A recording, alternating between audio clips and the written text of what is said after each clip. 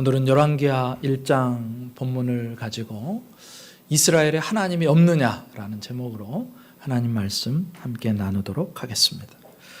우리가 지난주까지 예레미야의 말씀을 나눴고요. 이제 9월부터는 열왕기하 본문으로 은혜를 나누려고 합니다.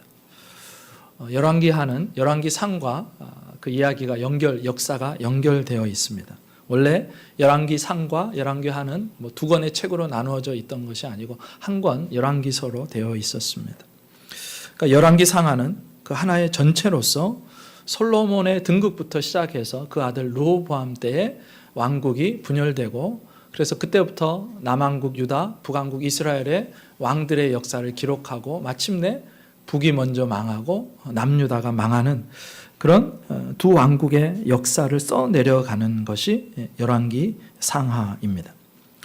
특별히 열왕기상 마지막 부분은 하나님의 선지자 엘리야와 그리고 북이스라엘의 왕들 중에서 가장 악한 왕이라고 평가받는 아합 왕의 대결 구도가 이제 펼쳐졌었고, 이제 열왕기상 마지막 부분에서 아합이 죽고 열왕기하가 열리면서 아합의 아들 아하시야가 왕위에 오르면서 그 이야기가 이제 전개가 되기 시작합니다. 오늘 본문 1절에 이렇게 나오죠. 아합이 죽은 후에 모압이 이스라엘을 배반하였더라. 북이스라엘의 역사상 가장 악한 왕이라고 여겨지는 아합 왕이 죽습니다. 가장 악한 왕이 죽었기 때문에 우리는 내심 이제 북이스라엘이 조금 새로워지지 않을까?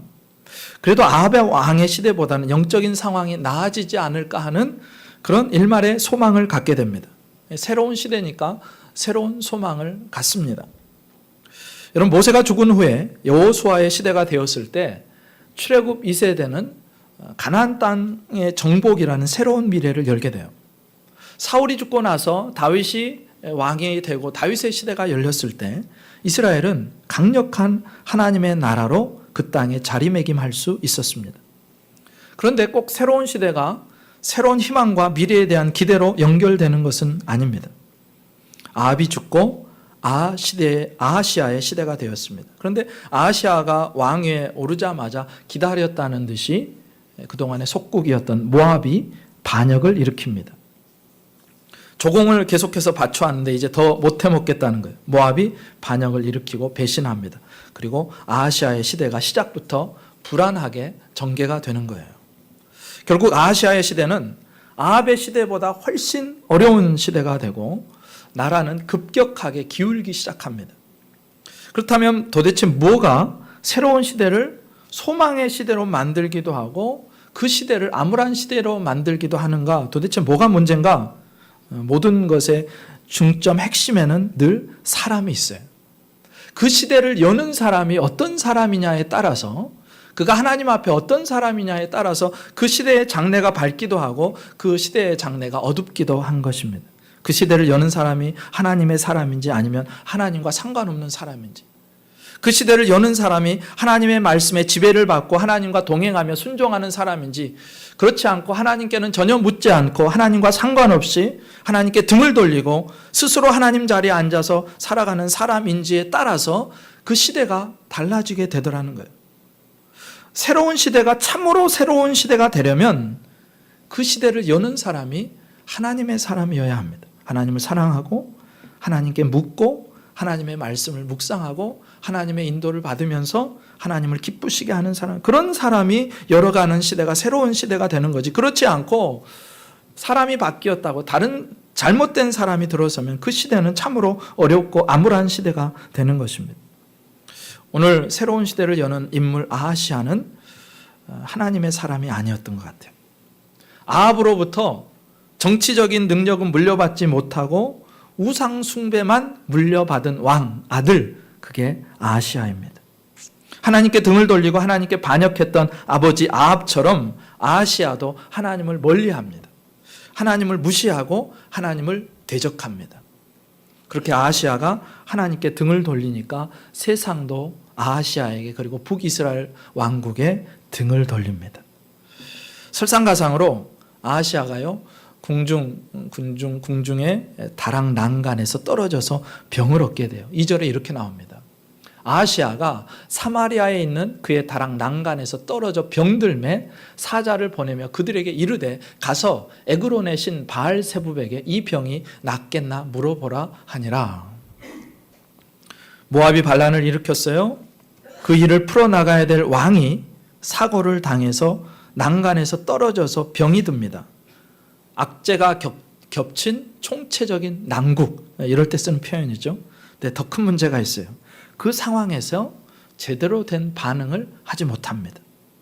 자신이 어떤 의사결정을 하고 누구에게 묻고 일을 어떻게 처리해야 하는지 알지 못한 상태에서 아하시아가 일을 진행시키고 처리를 하는데, 특별히 아하시아는요, 그 위기 속에서 하나님을 찾지 않습니다.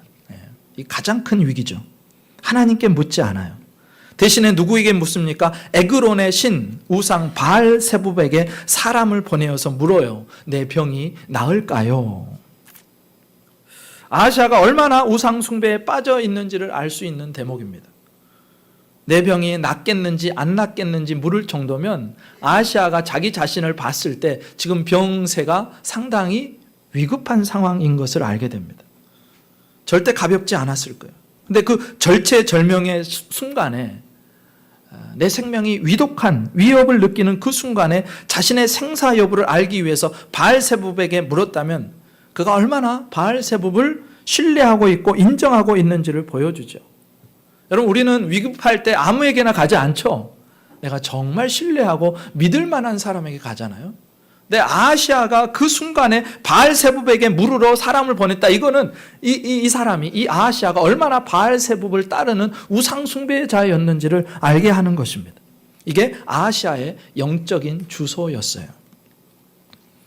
여러분, 누구든지 사고를 당할 수 있습니다. 우리 인생에 어려움은요, 사람을 가리지 않고 찾아와요. 인생의 풍랑은 오기 마련입니다. 심지어 예수님께서 타고 계신 배에도 풍랑이 몰아치잖아요. 그때 중요한 게 뭐예요? 그 사고, 그 어려운 풍랑 속에서 누구에게 달려가는가 하는 것입니다. 그 풍랑 속에서 누구에게 달려가 묻고 누구에게 도움을 요청하는지를 보면 그 사람의 신앙, 그 사람의 영적인 상태를 알 수 있는 것입니다. 그 순간에 곧장 하나님께 묻고 기도하는 사람이 있어요. 그 순간에 어려움이 닥쳐오면 평상시에는 그냥 가만히 있다가도 하나님께 불이 나게 달려오는, 쏜살같이 달려오는 사람들이 있습니다. 그런데 그 순간에 무당을 찾아가는 사람이 있고요. 그 순간에 힘이 있는 권력자를 찾아가는 사람이 있고, 돈 많은 사람을 찾아가는 사람이 있고, 내 문제를 해결해 줄 수 있을 것 같은 사람을 찾아가는 그런 사람들이 있는 거예요. 지금 인생의 위기 앞에서 아하시아는 이방의 우상 바알세붑을 찾아갑니다. 그리고 그가 얼마나 바알세붑을 의지했는지 자기의 상태를 묻습니다. 이걸 보면 그가 얼마나 하나님을 무시하고 있는지, 얼마나 하나님을 내 등 뒤에 버려놓고 있는지, 불신하고 있는지를 보여주는 거죠. 하나님은 지금 내 상황에 대해서 결코 답변해 줄 수 없는 존재라고 그렇게 대놓고 무시하는 것이 지금 아하시아의 모습입니다. 진짜 신뢰하고 의지하고 따라갈 하나님을 버리고 거짓된 우상만 쫓아가는 이 모습, 어떤 목사님들이 이 설교를 하면서 뭐라고 하냐면 지금 아하시아가 아버지가 아니라 이웃집 아저씨에게도 달려갔다, 그런 표현을 쓰더라고요. 그런데 바알세붑이 이웃집 아저씨 정도가 아니죠. 내 인생을 완전히 망가뜨리고 거짓으로 내 인생을 약탈해갈 강도 같은 존재예요. 그러니까 멀쩡한 아버지를 버려두고 내 인생을 다 망하게 할 강도에게로 달려가는 모습이 지금 아하시아의 모습이라는 것입니다. 그러니까 아합은요, 자기 아들 아하시아에게 우상 숭배하고 하나님께 등 돌리고 대적하는 법만 남기고 가르치고 죽은 거죠. 여러분, 우리가 우리 자녀들에게 가르치고 남겨주어야 될 가장 중요한 유산들이 있습니다.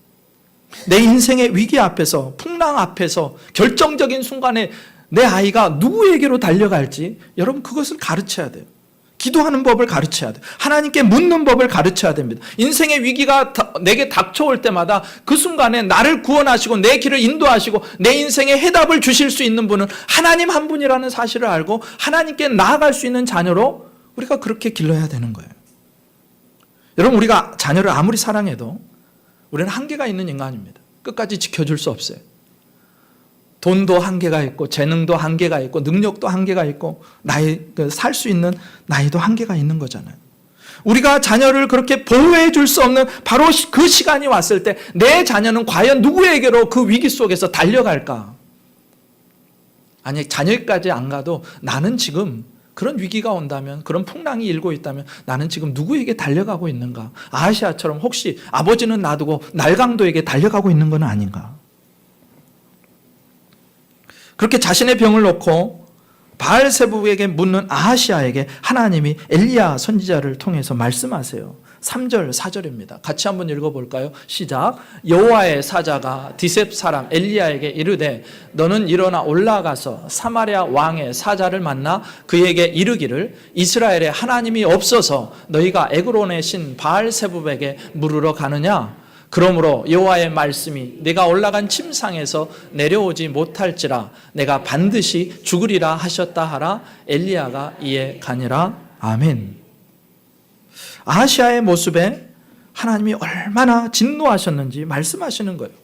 이스라엘에 하나님이 없어서, 이스라엘에 진짜 믿을 만한 하나님이 없어서 너희가 에그론의 신 바알세부에게 물으러 가느냐?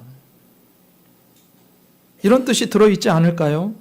너에게 생명을 주고 너의 생명을 취할 수도 있고 나라를 일으키기도 하고 나라를 망하게도 할 수 있는 온 세상의 주인인 나 하나님, 살아계신 하나님을 놔두고 도대체 너는 어디로 가는 것이냐?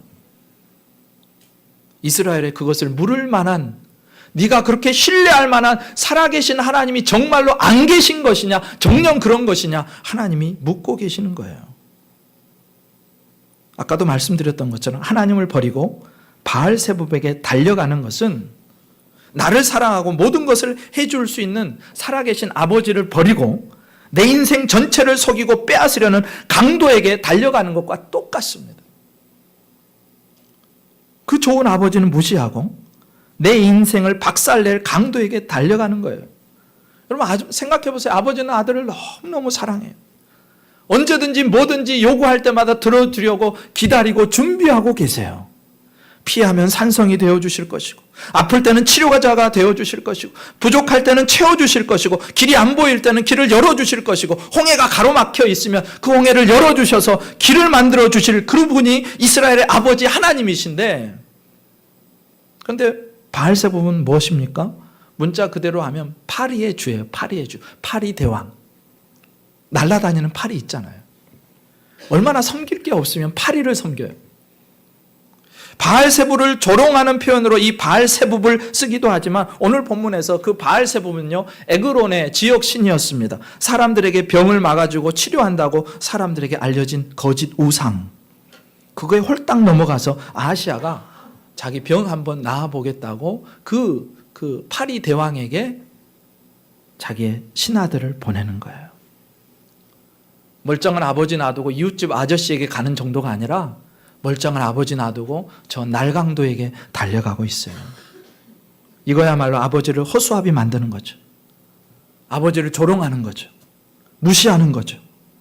그러니 하나님께서 가만히 계실 수가 없어요. 속에서 천불이 나는데요.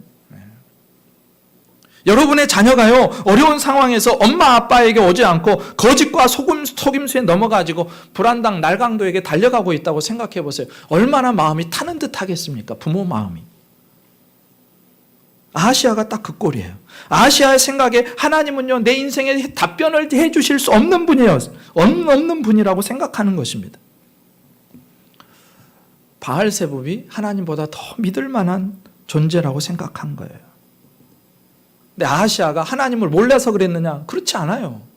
하나님을 알 기회가 있어요. 그리고 알았어요. 나중에 본문에 나오지만요, 아하시아는요, 인상착의만을 듣고도 그 사람이 엘리야인 것을 알 정도의 사람이었습니다. 갈멜산에서 바알의 선지자 450명, 아세라의 선지자 400명과 대결했던 그 엘리야, 그 갈멜산 대첩을 누구보다 정확하게 명확하게 파악하고 있었던 것이 바로 이 아하시아예요. 자기 아버지 아합이 얼마나 그 엘리야를 싫어했습니까? 그러면서도 두려워했죠. 자기 어머니 이세벨이 얼마나 엘리야를 증오했습니까? 바알의 선지자를 다 죽여버렸어요. 엘리야가 기도할 때 하나님이 하늘에서 불을 내려주셨다더라. 그래서 바알의 선지자들이 다 패하고 그곳에서 몰살당했다더라. 누구보다도 정확한 정보를 듣고 알 수 있는 것이 아하시아였습니다.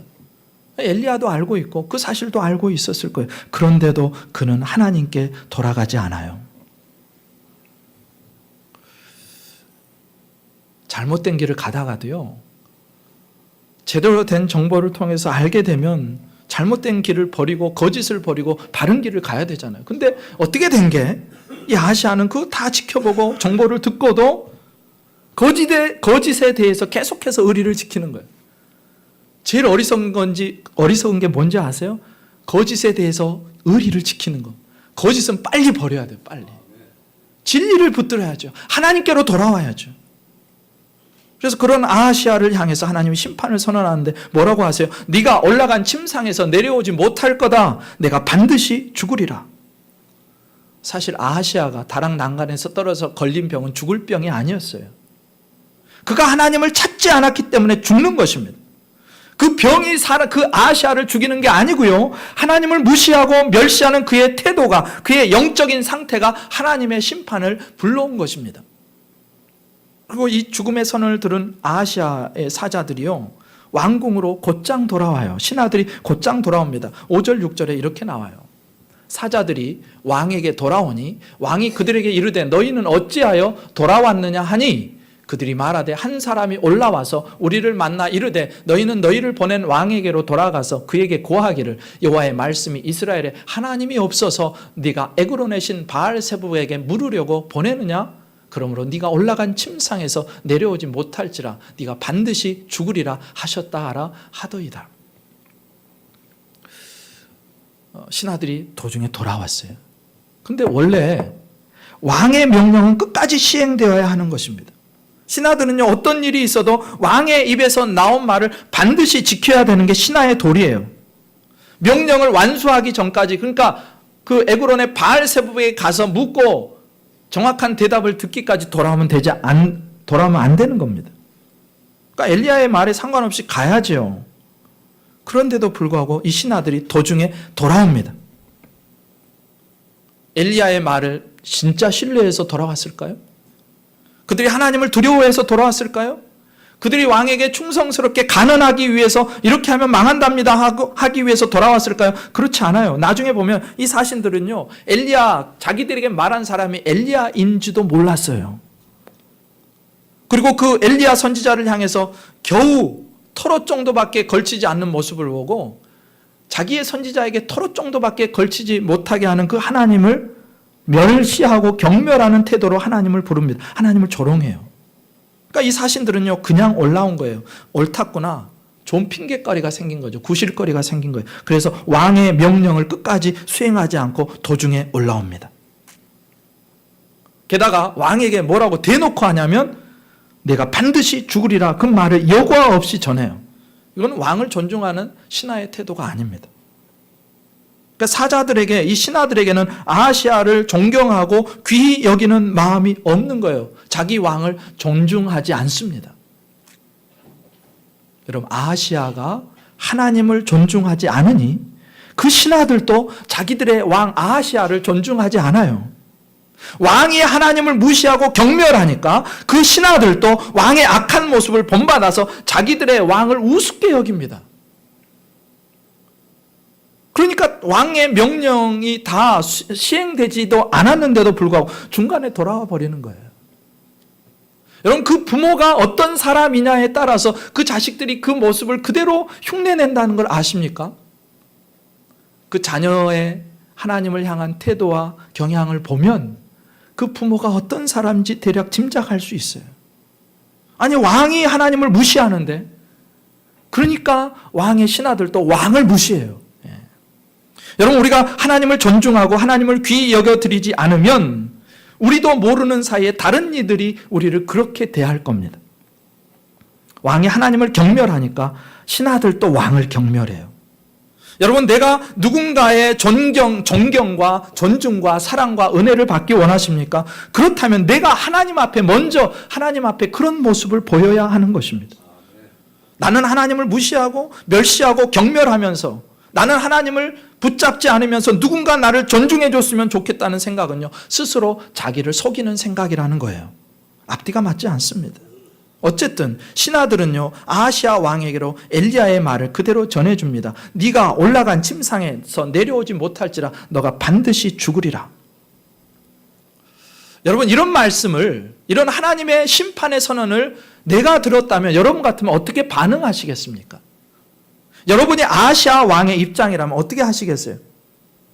사실 하나님께서 너는 죽을 거다 이 말을 하셨을 때는요, 진짜 죽이시겠다는 의도도 있지만 많은 경우에 이대로 가면 죽을 것이니 그 자리에서 돌이키라는 의미가 더 많이 포함되어 있습니다. 내 앞으로 다시 나오라는 말이에요.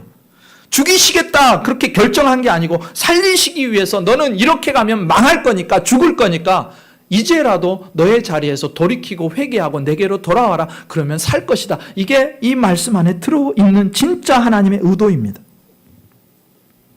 히스기야 왕이 병이 들었어요.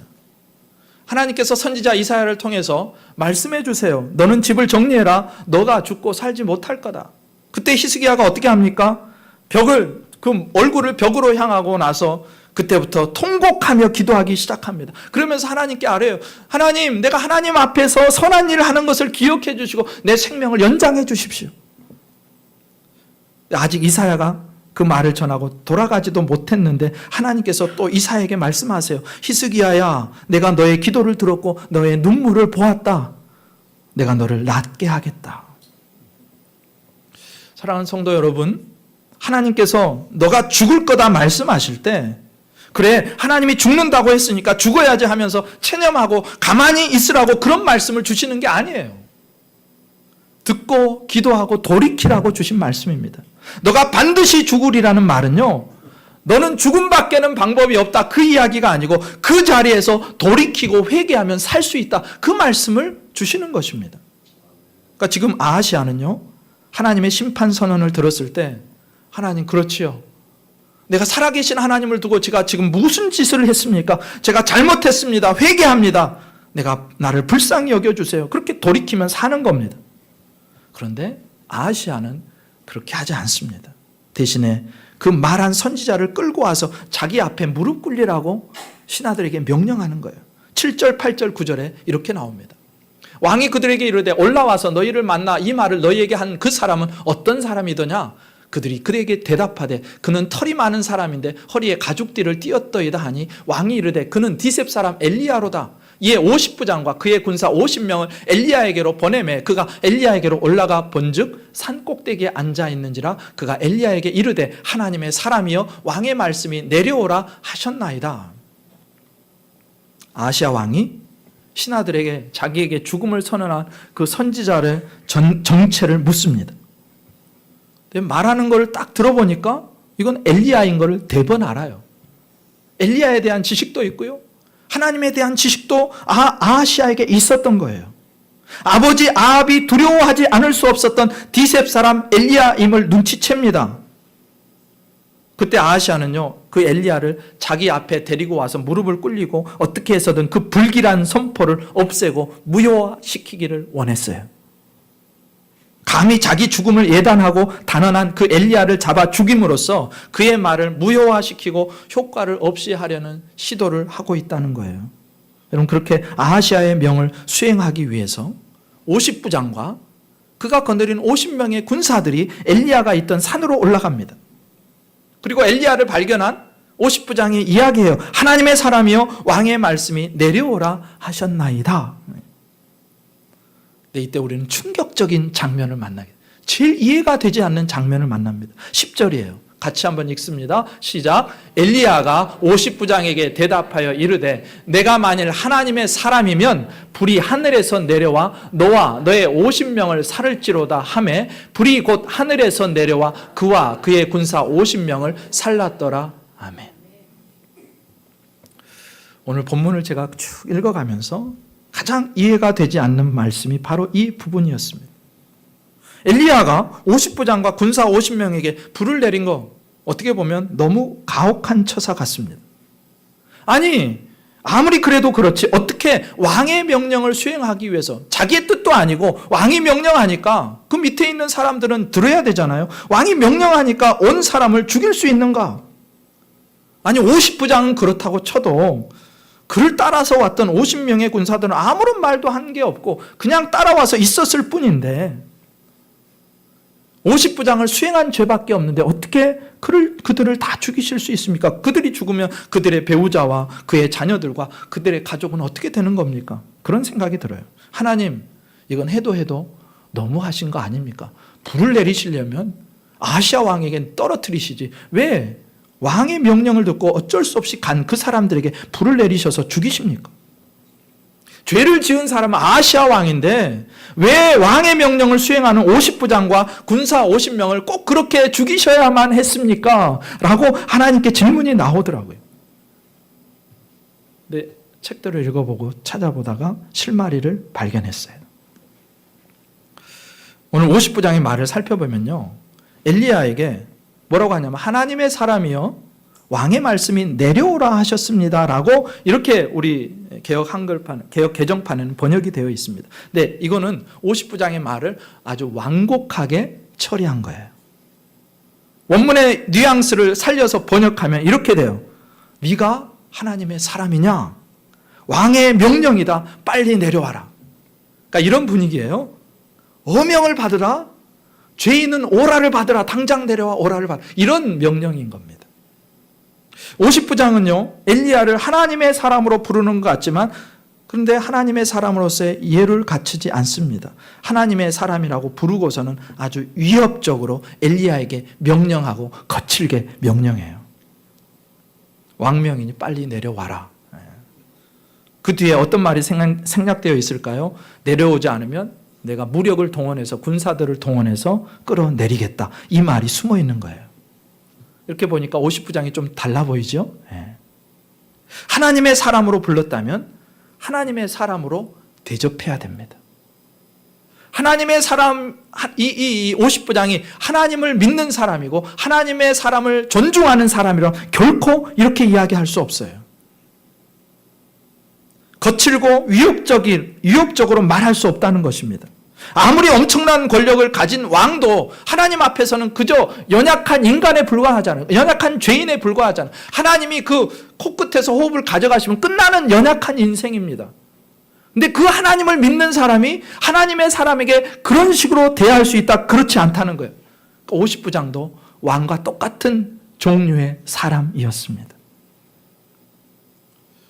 하나님의 사람에게 명령하고 하나님의 사람을 다그치고 하나님의 사람을 위협하고 하나님의 사람을 윽박지르는 하나님 없는 사람, 그 사람이 50부장이에요. 그렇게 50부장은 하나님을 존중하지도 귀히 여기지도 않았고 그저 왕의 명령을 권세 삼아서 왕의 명령을 뒤로 하고 뒷배경으로 해서 왕의 권세를 가지고 하나님의 사람을 위협하던 사람, 이 사람이 50부장입니다. 그리고 이런 50부장의 모습은 당시의 시대의 정신과 맞닿아 있어요. 여러분, 엘리야가요, 저 갈멜산에서 바알과 아세라의 선지자 850명을 모아놓고 영적인 대결을 벌였습니다. 그때 엘리야가 피를 토하면서 하는 말이 있어요. 너희가 언제까지 머뭇머뭇거리려느냐? 하나님이 만약 진짜시면 하나님을 섬기고 바알이 진짜면 거기로 계속 가라. 둘 사이에 머뭇거리지 마라. 그러면서 하나님이 진짜 하나님이신 것을, 살아계신 주님이신 것을, 불을 내리시는 분이신 것을 보여줬어요. 그러면 이스라엘은 어떻게 돼야 돼요? 북이스라엘이 하나님께로 돌아와야 되는 거 아닙니까? 그런데 그 시대가요, 하나님께 돌아오지 않아요. 그냥 그걸로 끝나요. 그리고 계속해서 아합도 이세벨도 그 아들 아하시아도 우상을 따라 섬깁니다. 이게 당시의 시대의 정신이에요. 위로는 왕이 하나님을 무시하고 멸시하고 하나님께 묻지도 않아요. 하나님을 허수아비 취급합니다. 아무리 하나님께서 능력을 보여주시고 사랑한다고 말씀하시고 돌아오라고 호소해도 따라가지를 않아요. 아하시아 왕에게 하나님은 없어요. 근데 그런 왕의 명령을 받은 50부장, 그도 똑같습니다. 하나님을 멸시하는 왕의 권세를 등에 업고 하나님의 사람을 위협하고 대적합니다. 그 50부장에게도 하나님은 없습니다. 그리고 그 50부장을 따르던 군사들도 추측하건대 하나님은 없어요. 누구 하나 그 왕의 권세 앞에 쩔쩔맬 뿐 그 50부장의 태도에 아무런 말도 하지 않습니다. 그들에게도 하나님은 없어요. 비단 왕과 50부장과 군사들만의 이야기가 아니에요. 에그론의 신 바알세붑에게 물으려고 가던 왕의 신하들 기억하시죠? 궁중으로 바로 올라왔던 그 신하들 곰곰이 생각해 보세요. 그들이 가던 도중에 만난 사람이 엘리야예요. 그 시대에 다른 사람은 몰라도 이 사람은 알아야 되는 사람, 엘리야, 영적인 거장. 아무리 그를 미워하고 호불호가 있다고 하더라도 엘리야를 모르고 있다는 건요, 그 신하들이 이스라엘의 영적인 상황에 당시에 눈 감고 있었다는 얘기입니다. 궁궐에서 최고위층인데 영적이 돌아가는 상황을 몰라요. 하나님과 상관없이 살아요.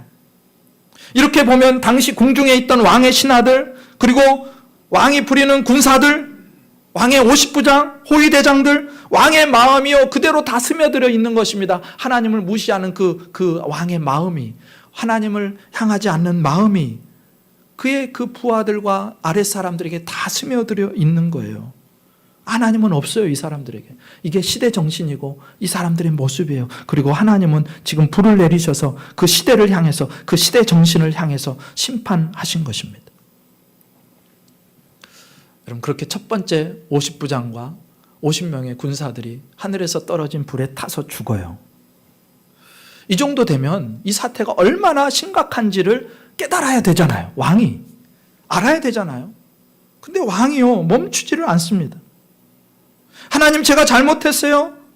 저 때문에 저 죄 없는 백성들이 죽었어요. 군사들이 죽었어요. 저를 용서해 주세요. 이렇게 해도 지금 부족할 판에 하나님의 경고를 보고도 하나님께 돌아가는 대신에 분노와 광기에 사로잡혀가지고 또다시 50부장과 군사들을 엘리야에게 또 보내요. 두 번째 보내는 거예요. 11절에 이렇게 나오죠. 왕이 다시 다른 50부장과 그의 군사 50명을 엘리야에게로 보내니 그가 엘리야에게 말하여 이르되 하나님의 사람이여 왕의 말씀이 속히 내려오라 하셨나이다 하니, 아하시야 왕이요 분노로 눈이 닫혀 있는 상황이에요.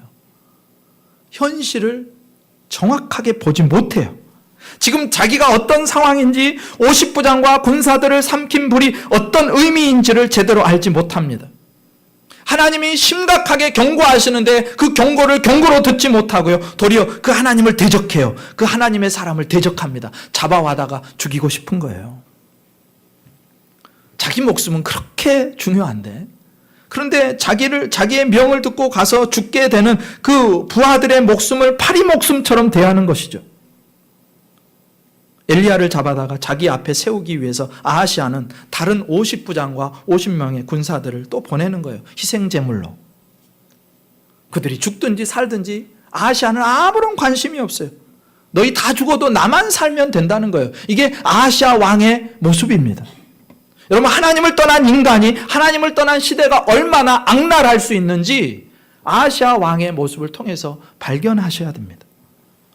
나의 명령을 따르고 나를 섬기는 장군과 병사들이 죽어나가도 눈 하나 꿈쩍하지 않고 그들의 목숨은 그저 파리 목숨으로 대하고 자기의 목적을 위해서라면 모든 사람들을 수단으로 동원해서 죽여서라도 기필코 원하는 바를 갖고자 하는 왕의 모습이 하나님을 떠난 죄인의 모습이요 하나님을 떠난 시대의 그 악랄한 모습이라는 것입니다.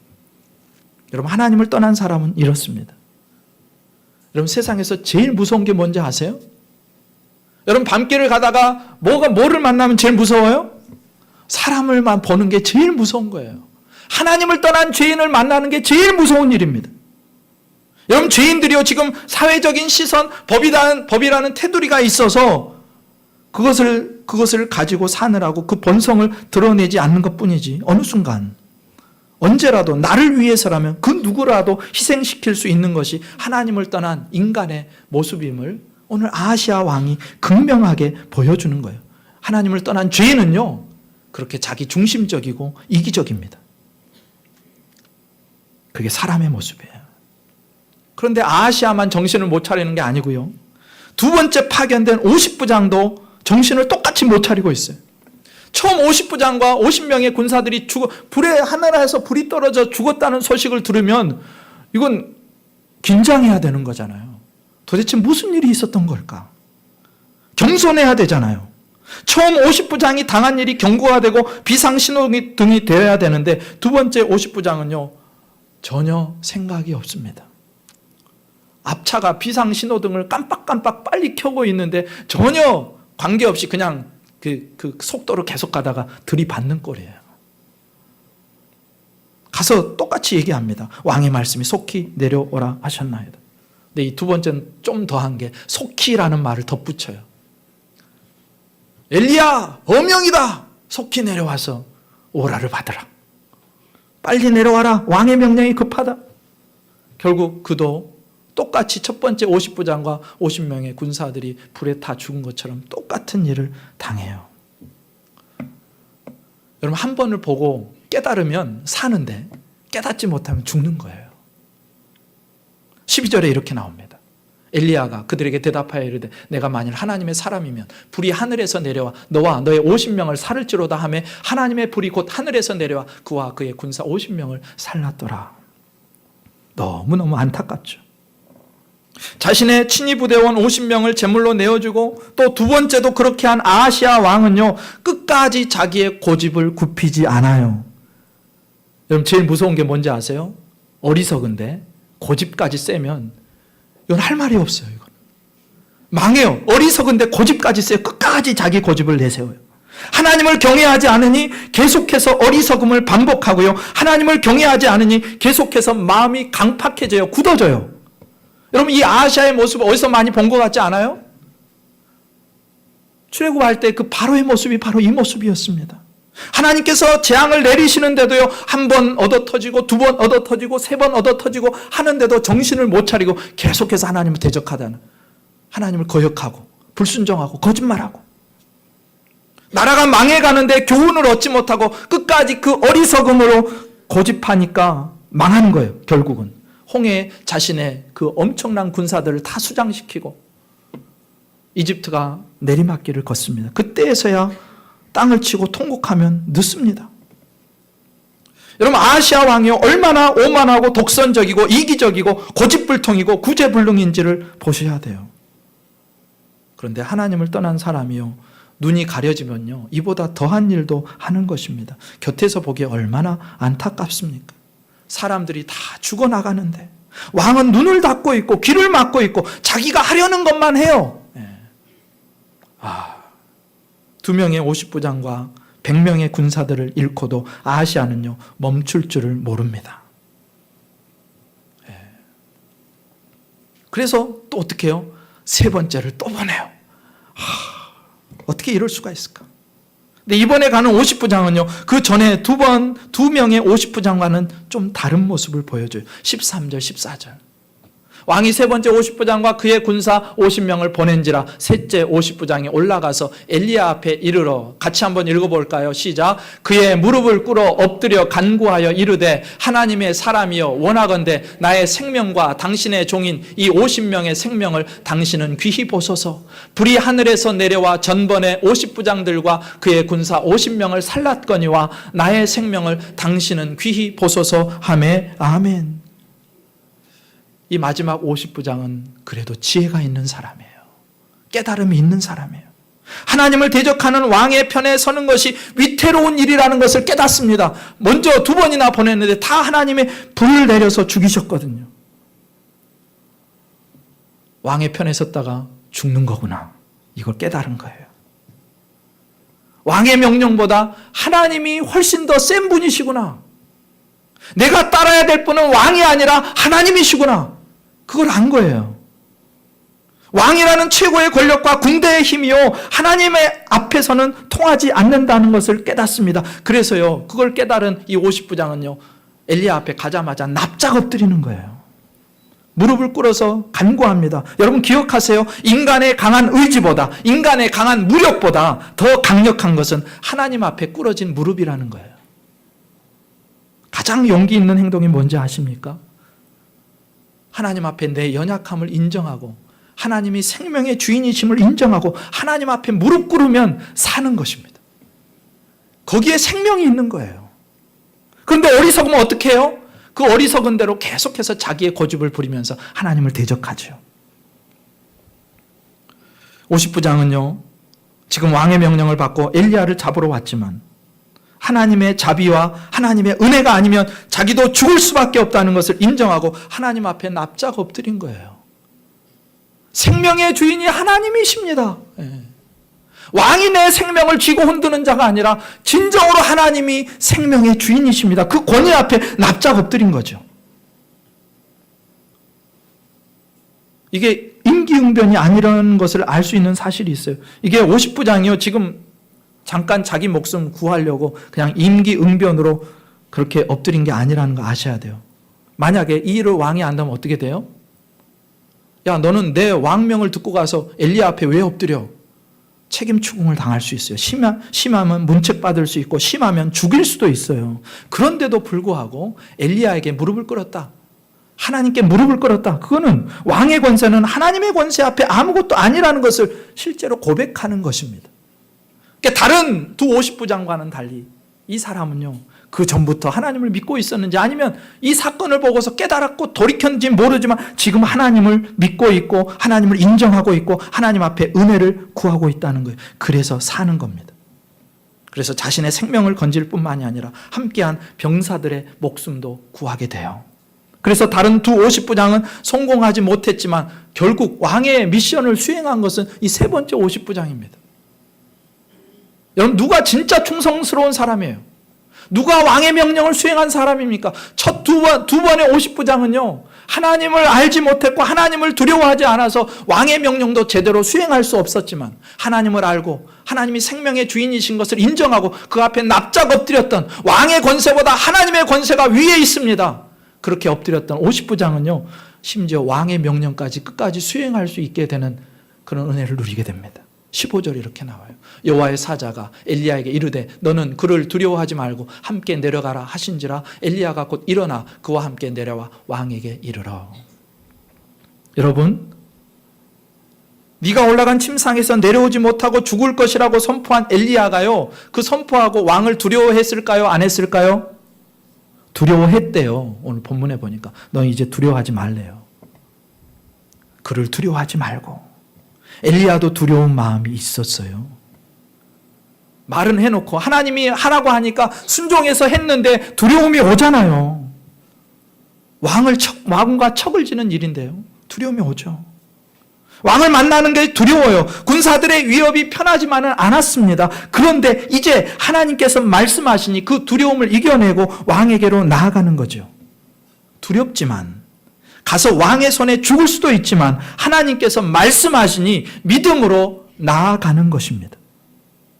그리고 두렵지만 하나님이 말씀하신 그 말씀 가감하지 않고 당신이 올라간 침상에서 내려오지 못하고 죽을 것이요, 당신이 하나님을 찾지 않았기 때문이요, 그렇게 강력하게 선포하게 됩니다. 죽을 수도 있는 왕궁에 들어가서 죽음을 무릅쓰고 하나님의 말씀을 선포한 엘리야는 결국 살죠. 삽니다. 그러나 권력의 정점에 있으면서도 하나님께 묻지 않고 우상에게로 달려갔고 하나님을 무시하고 하나님의 경고에도 자기의 길을 고집했던 그 왕은 결국 죽습니다. 오늘 본문에서 우리는 두 가지 길을 보게 돼요. 엘리야의 길과 아하시아의 길입니다. 마지막 50부장이 걸어갔던 그 길과 처음 두 50부장의 길입니다. 하나님을 인정하고 하나님께 듣고 하나님께 순종하는 길과 하나님을 부정하고 하나님께 묻지 않고 하나님과 상관없이 걷는 길입니다. 한쪽은 생명의 길이고 다른 한쪽은 사망의 길입니다. 여러분은 어떤 길에 서 계십니까? 오늘 하나님이 물으세요. 이스라엘에 하나님이 없느냐? 내가 살아있는 하나님이 아니냐? 너에게 지금 나는 어떤 하나님이냐? 여러분에게 하나님은 정말로 살아계십니까? 그래서 내 가장 위급한 순간에도 그 하나님을 신뢰한 나머지 그 하나님께 달려가고 계십니까? 그 하나님을 인정하고 계십니까? 하나님이 내 삶 가운데 계십니까? 나는 오늘 어떤 길에 서 있는지를 살펴보시고 부디 엘리야의 길, 마지막 50부장의 길을 걷는 저와 여러분 되시기를 주님의 이름으로 축원합니다.